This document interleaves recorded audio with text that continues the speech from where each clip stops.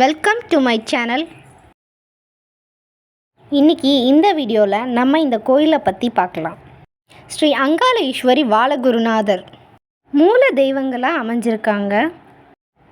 காவல் தெய்வமாக கருப்பசாமி அமைஞ்சிருக்காரு. கருப்பசாமிக்கு அடுத்தபடியாக ஸ்ரீ ரணவீரபுத்திர சுவாமியும் அமைஞ்சிருக்காரு. அவர் வீரத்தை கொடுக்கும் தெய்வமாக சொல்லப்படுறாரு. அதுக்கப்புறம் மூலவர்களை சுற்றி 3 சக்திகள் பெண் தெய்வங்களாக அமைஞ்சிருக்குது.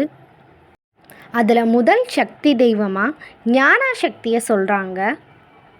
2வது சக்தி தெய்வமாக கிரியா சக்தியை சொல்கிறாங்க.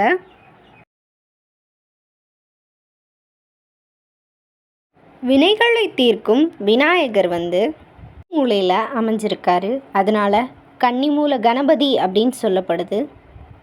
3 பெண் சக்தி தெய்வங்களில் 3வதாக இச்சா சக்தி அப்படின்ற சக்தி இருக்குது.